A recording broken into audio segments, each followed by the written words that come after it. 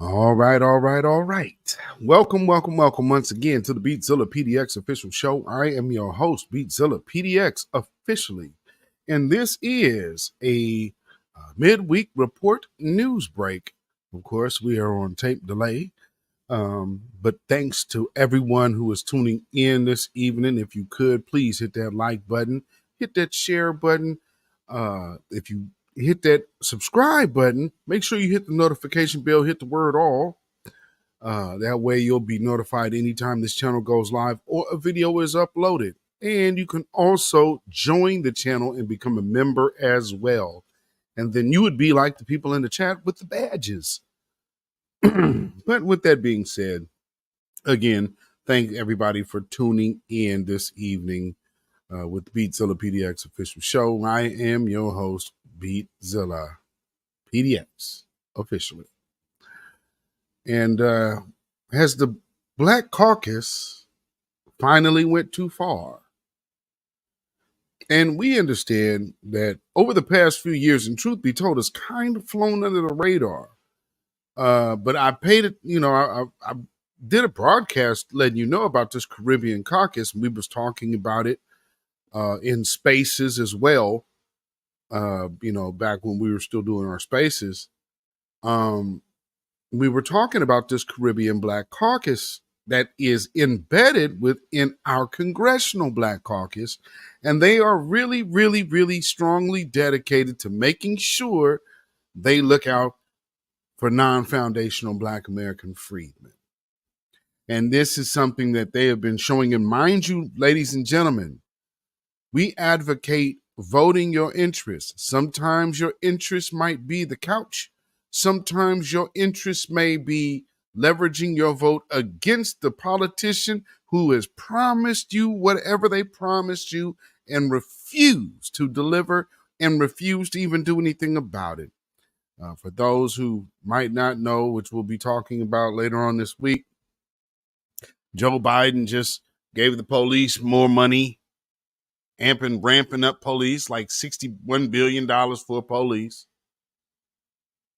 when crime is literally going down. Now, of course, fentanyl overdose deaths are on the rise, but crime itself is literally going down across the United States. And he thinks that he needs to give the police more money and put more police on the street. 14% more police, by the way. And as we see from this brother, was it Robert Forson?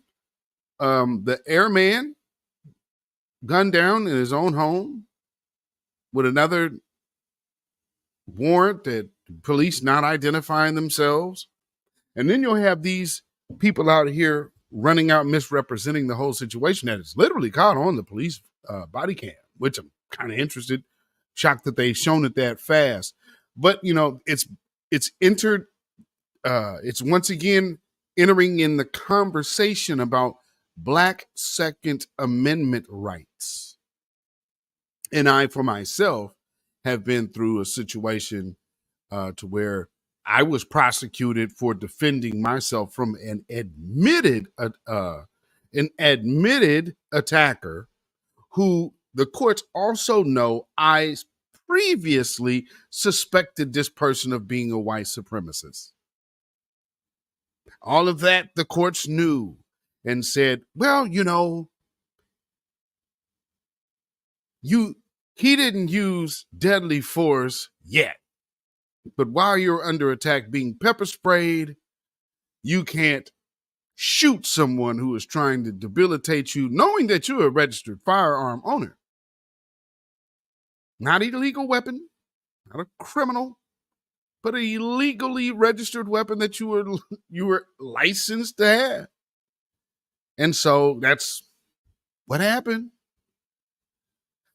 Nonetheless, see, these things go both ways, and I have a good conversation on that and how the legal system actually works about that as well. So again, I guess look out for that piece as well later. But back to the matter at hand, ladies and gentlemen. As you see, some of these the squad member and one of these good, faithful, the newer class of bootlicking Democratic shields, do nothing Negroes. They're up here, happy and proud, standing, celebrating. Look like I see some non-binary stuff going on, which is whatever. And then, of course, here's the head. Isn't this guy the head of the NAACP? And then the other tether down there on the end that came out of his mouth and said that the Statue of Liberty was about immigrants, when the Statue of Liberty literally has broken shackles at her feet, representing the freeing of the American chattel slavery, foundational Black Americans, freedmen, those people, those freed Moors in America. It's something too. They talk. Notice how all the Pan-Africans avoid talking about Moors. And I'm not talking about the Moor science people. I'm talking about those people who actually were here in this country, who some of us hail from these lineages. So we are aware of who we are. Some of us still wear these names, by the way. I don't know why people didn't understand that. However, some of these people seem to be getting priority and prioritized by our actual local or state or federal officials. They want to halt deportations. Imagine that. So let's just see how we are being served for the people that we vote for that say, well, you got to vote blue no matter who. All right. Let's see how that vote is looking for Black America right now. Let's see what the agenda is, folks, because we've seen the State of the Union address where Joe Biden could have clearly addressed Black America, and he said not a word. But always remember. So I'm not going to sit here and say I'm going to do something that's only going to benefit Black people. No. But there's a lot of energy in this. Today I stand with my Haiti Caucus and CBC colleagues, as well as various human rights organizations, in calling for the extension and redesignation of TPS and stopping deportations immediately.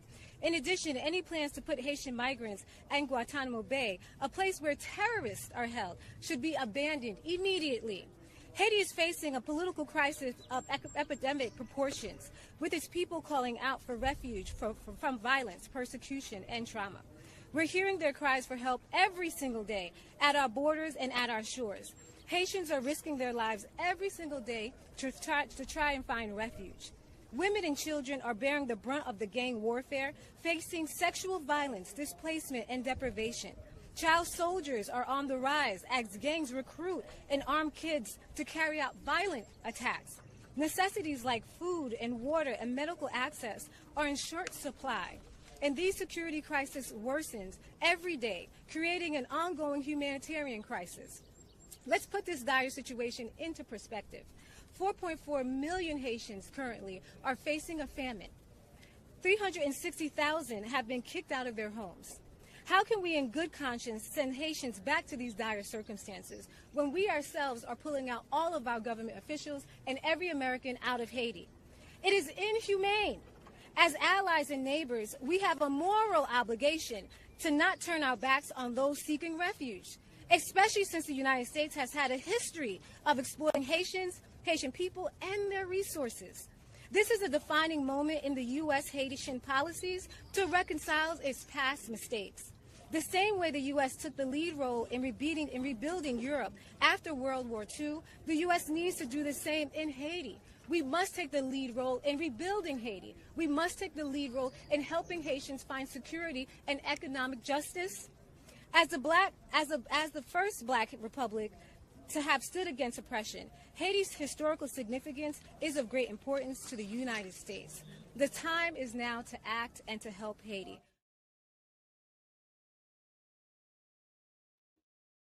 And the time is now to act against the Congressional Black Caucus and the rest of the Democrats for this gross, benign neglect policy that they have against us. Because this right there, okay, she went as much as to talk about like the oppression and alluding to the slavery and the freeing of their revolution, and then also talking about how America was committed to building up Europe after the war. America has never committed to building back up the people to which they tore down, that built this country up, to whom now she wants to the resources not to go to the people, because she should be out here making the excuse for reparations. That is literally a reparations argument. It is disgusting, deplorable, and despicable to see these people who call themselves the Congressional Black Caucus sitting up here with all of this energy for another country, but have refused to say any of these same words for Black America and all the things that Black America are facing. Talking about people are getting thrown out of their homes. Right now, there are Black folks losing their jobs all over the place because all of these places are laying people off by the dozens, by the thousands. That's Black folks right there in the unemployment line while your president is talking about jobs, jobs, jobs. We're creating jobs. And you're watching these companies. Red Lobster just announced they're closing up shop. And they had already announced that they were like filing bankruptcy, but now it looks more bleak than before. It's just about to be over, and that's it. Not, oh, we can rebuild and survive through this. Times have changed, man. You got banks laying off folks. Citibank. I mean, come on, man. These are credit card backers. There is a financial, economic crisis. And the Democrats are trying to tell you that everything is okay. Stretching everything thin to fight a war that's not ours. Talking about it's about allies and this. No, it's about attention somewhere else other than right here at home. Remember what the election of 2020 was. Promising Black folks something. The Democrats know that they can't go in there with that. Why do you think Joe Biden doesn't even want to debate? He just wants to waltz right on in without even having to sit up there and say what he's going to do. The reason being is because he doesn't want to say what he's going to do. But he just committed $61 billion to the police. And now here they are up here, instead of talking out, speaking out, and fighting for the Black community, bringing forth initiatives. See, all of this writing and speech writing, people say, well, what you need to do is get your politicians in. These are our politicians. This is the Congressional Black Caucus. And there's nobody in Haiti that can vote for these people. They can't put them in their seats. They're not their constituents. So why aren't they dealing with the issues of their community?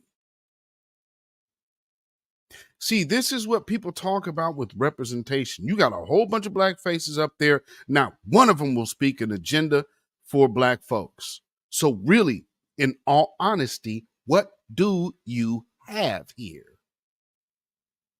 A bunch of nothing burgers, symbols that have no use. It's not inspiring to see Black people ignore other Black people, especially for folks who actually have disdain for foundational Black American freedmen. You understand what I'm saying? Doesn't it make sense that you would reward these type of people with the same type of treatment that they've shown you? So remember, in a lot of these districts, these people are up for re-election this year too.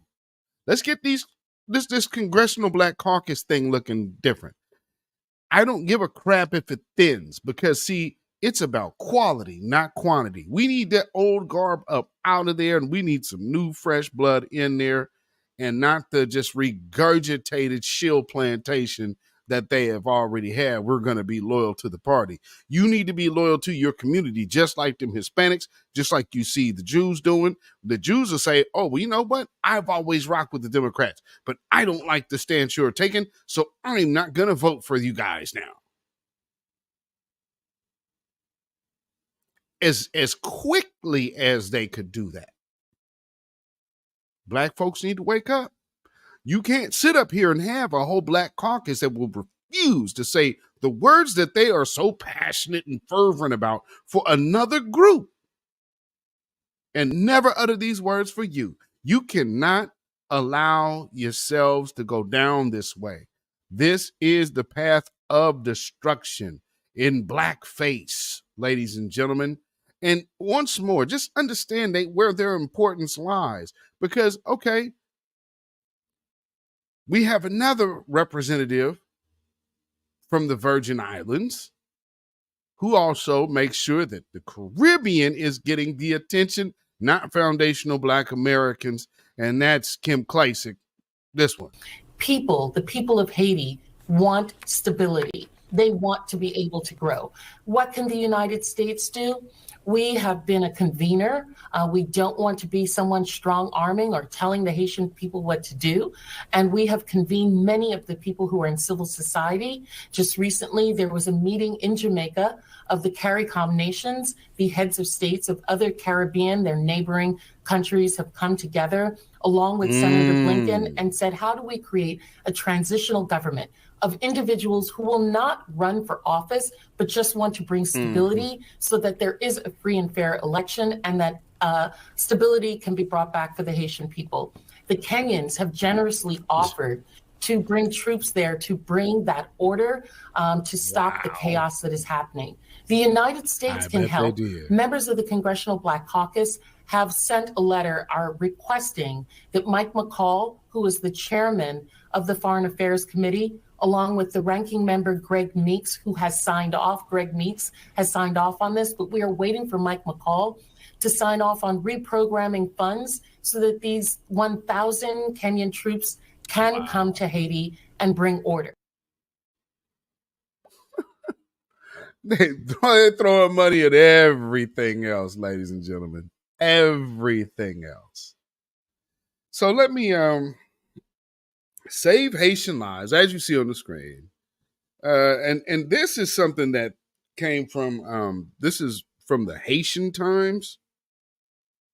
Let's see. It says Congressional Black Caucus and House Haiti Caucus leaders called on the Biden-Harris administration and Republicans to implement policies that would empower Haitians. Members of the U.S. Congressional Black Caucus and the House Haiti Caucus joined with advocates on Capitol Hill Wednesday to demand that the Biden-Harris administration and their Republican colleagues swiftly implement policies they believe would empower Haitians. At a press conference, the representatives reiterated their urgent plea for humanitarian aid to Haiti, along with several other demands for the U.S. government. Government to revise. Okay, yeah, for the other demands for the U.S. government to revise its approach to Haiti's escalating crisis. Quote, as the humanitarian, political, economic, and security crisis in Haiti worsens, we must prioritize the needs of its people, said Congresswoman Barbara Lee out of California. I think there would be something she could tend to business Californians that she could possibly be tending to. Oh, you know, there's another thing that's going on. There's the whole reparations task force and, basically rebuilding of the Freedmen's Bureau going on out there. You know, maybe she could be talking something along those lines. You know what I mean? Being Congressional Black Caucus and all. It just makes sense. But she is a senior member of the State and Foreign Operations Appropriations Subcommittee. So she made sure she got woven in to where she could make sure to tether money home.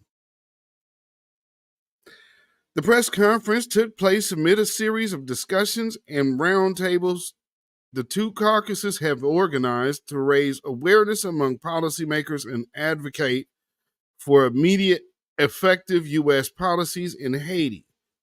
You know, let me just point out something there.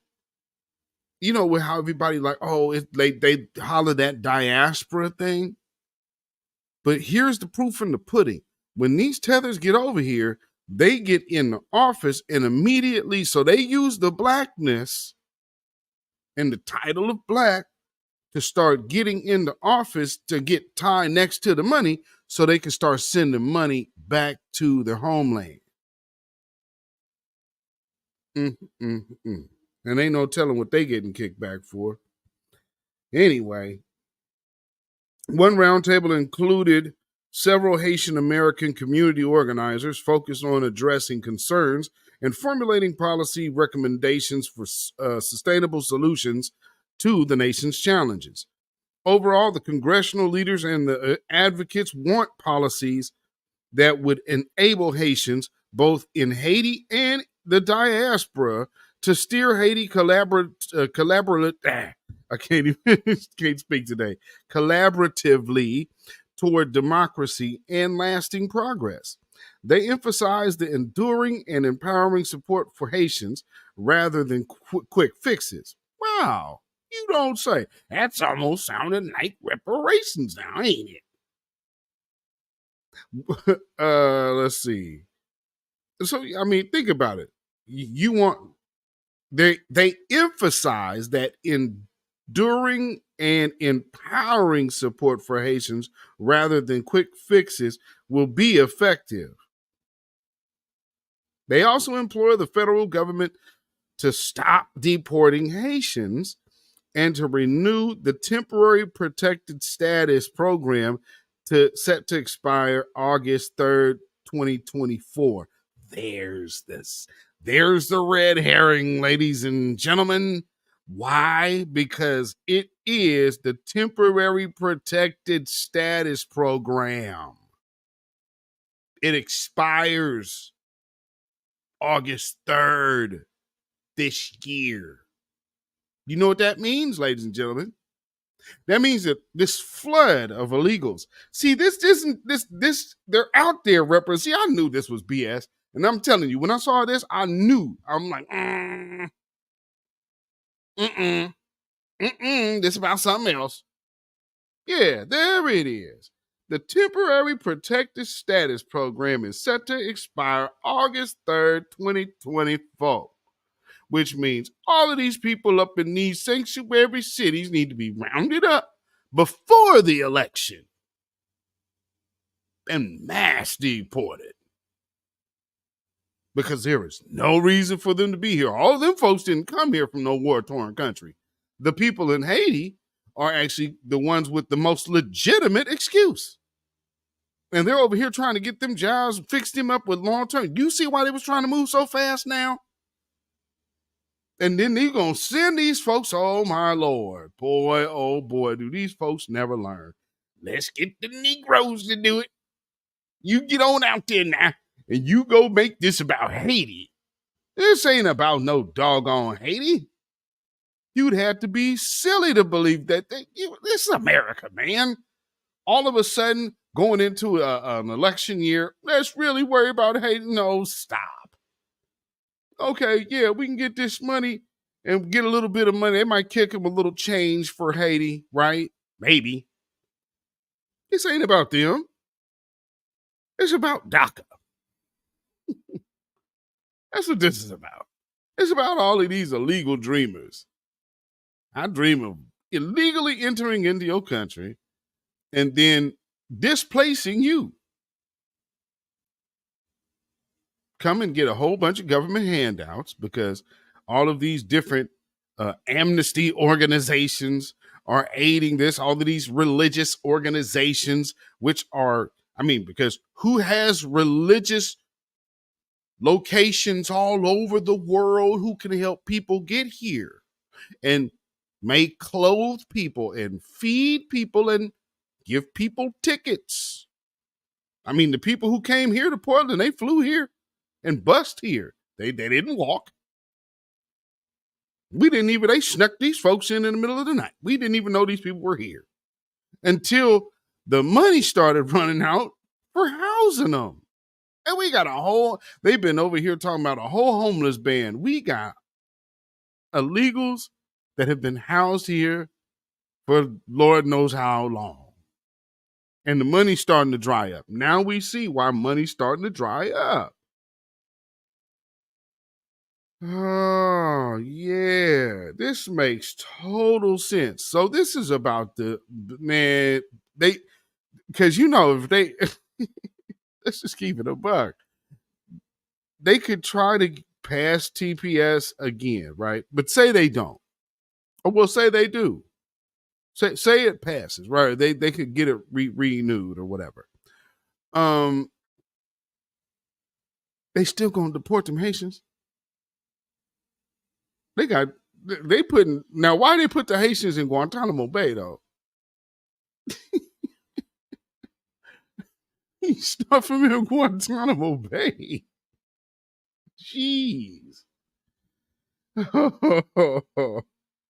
Let you know how they really feel. We gonna make sure when it's time to get rid of you, we gonna send you straight on up out here, buddy. Okay, so why are they holding them in Guantanamo Bay? Because right now there's a whole sanctuary thing, so they're not even worrying about deporting. They're just gonna hold them there. That way they'd be like, well, we weren't deporting this group over that group.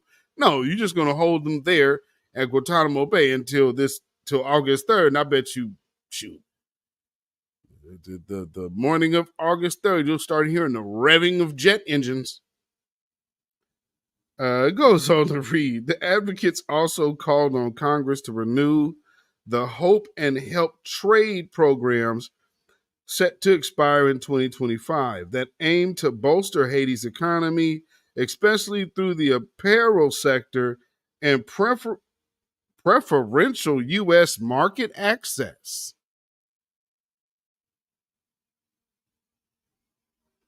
That's interesting. Preferential U.S. market access. Well, that's a very interesting line.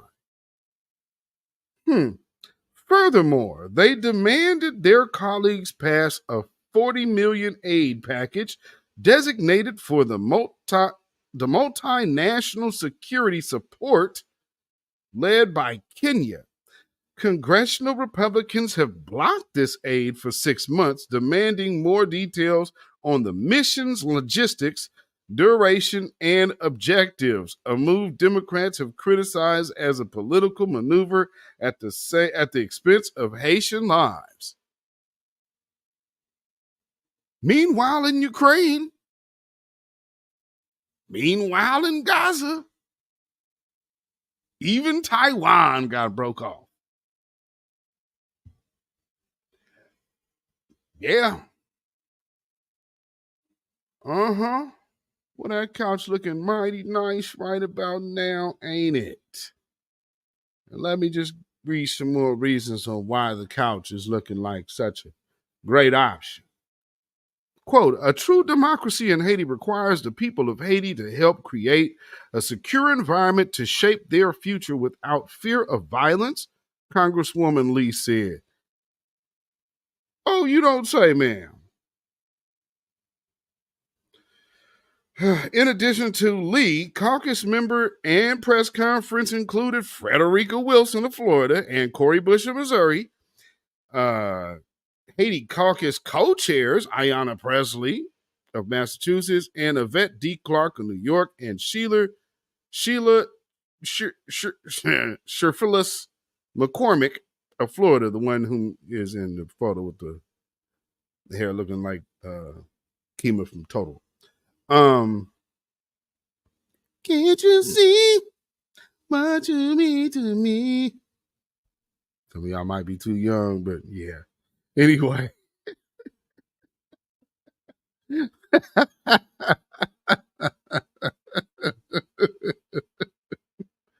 me away, so far away. Oh, man. Among the advocates present were Ghislaine Joseph, co-founder and executive director of the Haitian Bridge Alliance, Tessa Pettit, executive director of the Florida Immigrant Coalition, Patrice Lawrence, executive director of the UndocuBlack Network. Oh, that name popped up again. The UndocuBlack. Remember, we touched on them before. And Mary Evan Estime Irvin, chairwoman of the National Haitian American Elected Officials Network. What? National Haitian American Elected Officials Network? Man, these people got whole different subgroups up under, and ain't doing nothing for black folk. And you gonna tell us representation matters? This ain't representation, family. They showing you, see, where the money goes is who they represent. And they showing you who they represent. Good Lord. And it ends to say, quote, an economic plan akin to the Marshall Plan is essential to aid Haiti, which is located less than 90 miles from our shores, in addition to humanitarian assistance and the reconsideration of TPS, said Estime Irvin. Like Israel, Ukraine, and Taiwan, Haiti is a sovereign nation that requires support. But black folks can't get a wave or a nod. Not for us. That's not for us. Now, on the other side of things, I do want to point out,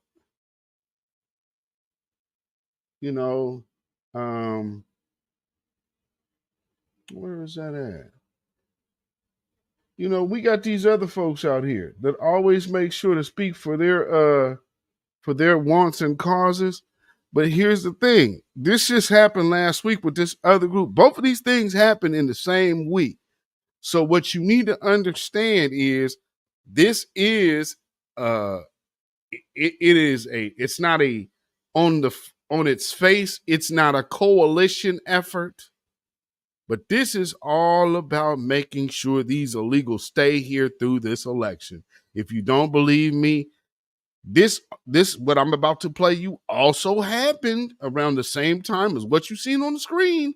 So this was a few days ago, like maybe right before the weekend. Check it out. Families in our districts, why adults just getting their lives started here after trekking thousands of miles in the jungle from a traumatic homeland to a place that they want to restart a life with the opportunity for democracy. Nothing at all, except for a doubling down by this administration that this is the right policy to address the influx of asylum seekers. And like our comptroller mentioned, at the hearing for my legislation, the Stop Shelter Evictions Act, Intro 210, which would remove the caps on 30 and 60-day rule. And I'm grateful to the 18 sponsors in the council. I'm grateful to the coalition, including Jews for Racial Economic Justice, New York Immigration Coalition, Malika, 1199, Women in Need. We are a growing coalition that says no family in our city should be evicted. Right now, we've got to be clear that this mayor has created a separate and unequal shelter system for asylum seekers. Illegals. Because you can't seek asylum. You're not coming from a war. You just want a better life. That's not asylum. You don't need asylum from anything. You are coming here for opportunity. There's a big difference in asylum and being an opportunist. You're not a war-torn victim. You want to come over here and get your money on. That's what you want to do. And I understand it. Because, see, family, one more video before we go. You got to understand these folks at their core, especially these tethers, they know exactly where their bread is buttered. This is why they have Absolutely. And this is why they're dirtbag. It's a dirtbag culture. Because they look up to white folks, look down on black folks, who black folks are the people to whom they owe all their success. The community and the backing that allows them to even be in office, because there is not enough of them to vote them in office. So to even be there representing the black community, they look at with some kind of disdain, but they also look at it as a tool and a means to support their community to whom they feel connected to. Now, when we are saying we're delineating because we are catering toward the community, which is ourselves, that we are connected to, everybody has a problem. But let me just play a little piece for you, ladies and gentlemen, onto exactly why. See, they'll come over here, project and say, oh, you hate us, and you're xenophobic. But ladies and gentlemen, I beg to differ, because I will tell you they know the truth. Even down to the one I'm about to play right now, who is like, I'm in America, I'm good, you can't do nothing to me.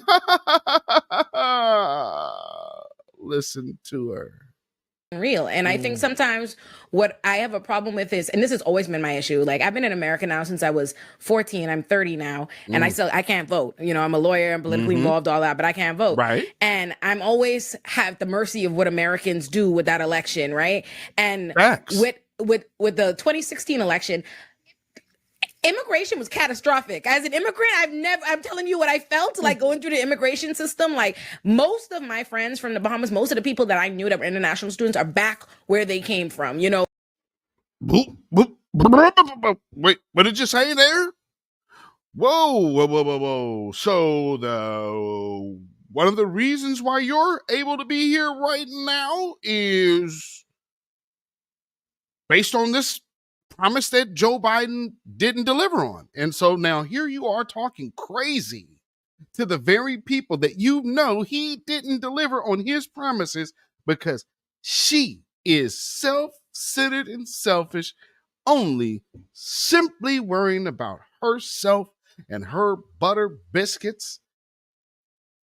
So I just want y'all to understand. Did you catch that? There's another one who might want to remember.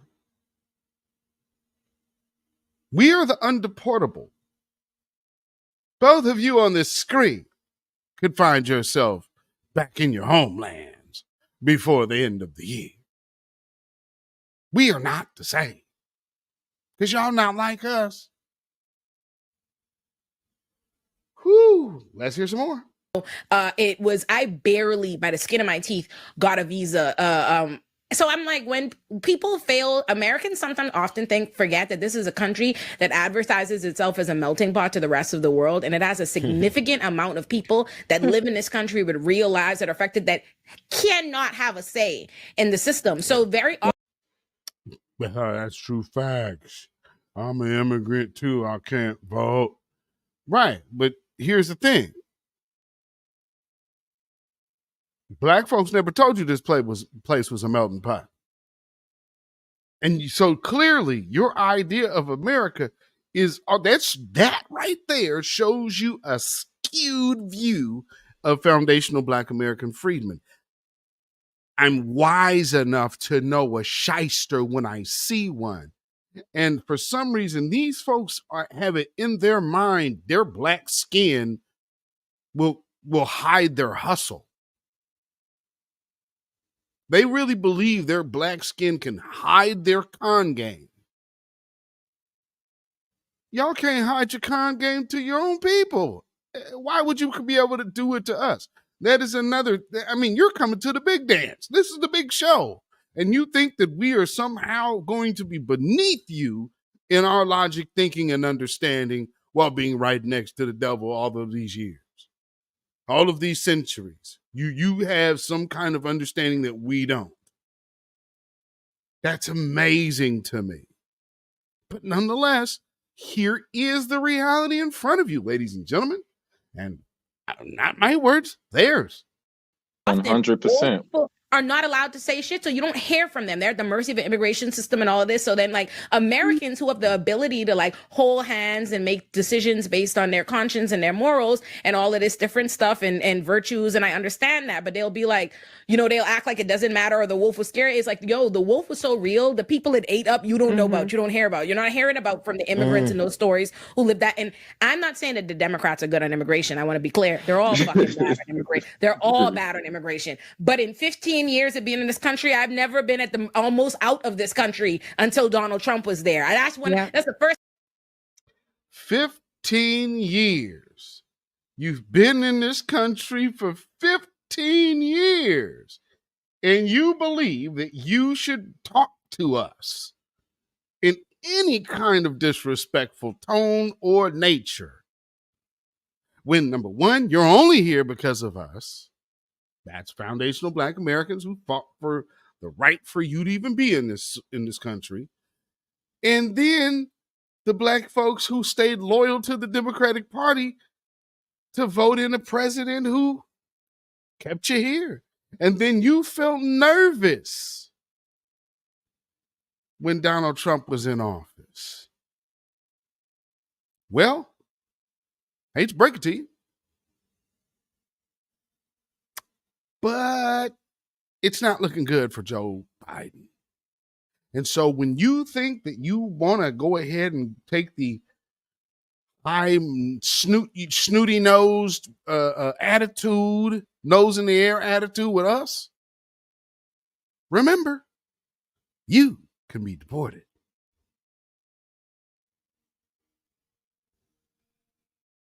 I'm just saying. You understand what I mean? This woman, she has me blocked on X right now, by the way, but let's just remember when she was talking about and laughing and I'm good. Remember, I told you, look at her body language. She's nervous as all get out. And here she is again, showing you her nervousness. Why?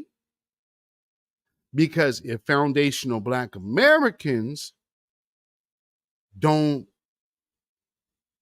move in the manner to where everybody has so been used to and accustomed to for so long, and that is indiscriminately just voting for the Democratic candidates just because they're Democrats.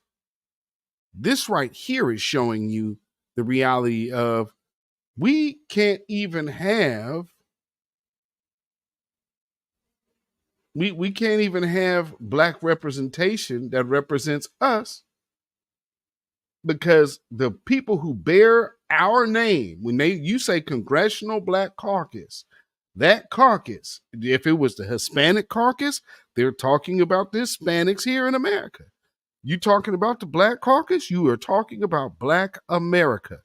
A duty to Black America, not to Haiti. But the other, I guess the other organizations now that are committed to Haiti, well, they definitely have an obligation because they have to fulfill their obligation that they've committed to. But that's what they did. But you committed to being part of the CBC, which is and was rooted, well, of course, also founded by Tethers, Shirley Chisholm. But, you know, it is what it is. You know, so here we are today. They want to try to spin this as, oh, this was about Haiti. And it probably is. It's also, notice how CARICOM was also involved in that conversation. So all the parties involved of undermining our reparations movement are right there in cahoots. So never forget to ask the question. Where's your family from? Because these people might not really necessarily mean us any good.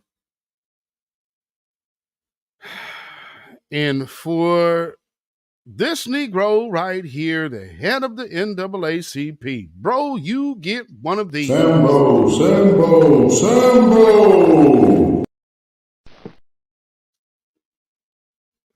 And so for old girl, the African,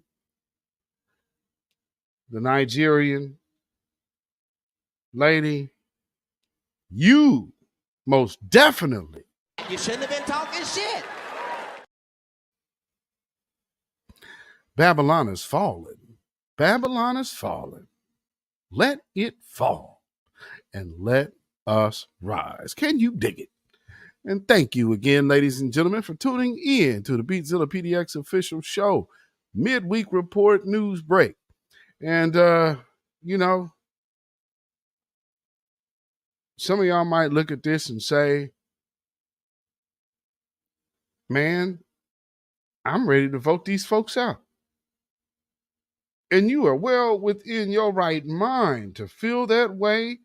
I give you double honors for wanting to take action to vote these people out. Notice the word I'm using, ladies and gentlemen, because they often talk about, oh, you guys say you don't vote and don't vote. I tell you to register. And now we're telling you, vote these folks out. See, we're advocating voting. You could go say the new black media is advocating voting. Vote out these treasonous members of the Congressional Black Caucus. And if you have a problem with my stance on these people and what they are doing and what they won't do for Black America while bearing our name, I speak for myself, Beatzilla PDX official, the Beatzilla PDX official show. Those of you in the chat, the grassroots, voices of new black media, I know I am safe to say I speak for all parties involved when we proudly dedicate this song to you. Get up off of that cocaine and get up off of that crack. Get yourself together and get your mind back. And all of y'all waiting in the wings trying to undermine our reparations, forget about it. Hashtag hands off our reparations. You have no rights here. We're not under the empire. Yes, indeed, ladies and gentlemen. Oh, man. So, like I said, this has been the midweek report. So make sure you hit your notification bell, hit the word all. That way you'll be notified anytime this channel goes live or a video is uploaded. And if you're watching on X, get on over here to the YouTube channel. That's Beatzilla PDX official, and subscribe to this channel. And for those of you on YouTube, go subscribe to my Twitter or my X page and follow me on there as well. So with that being said, family, stay black, stay vigilant, stay alive. Black first, black first, black first. Shalom, y'all. Have a great night. When you know who Satan is, yes, sir, you don't have to kill him. No. The stone of truth. Yeah. See, that's what you throw. Yes, right. Allah says, had we wished to take a pastime from before, surely we would have done it. Nay, we cast truth at falsehood till we knocked out its brains. Every one of you that knows the truth, stand up and tell it from the mountaintop. Black people can't take it no more.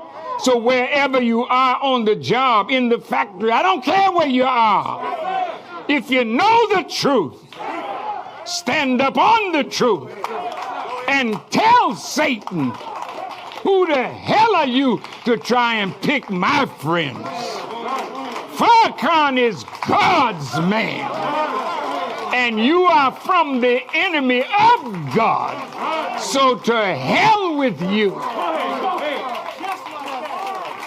Stand up on it like a man.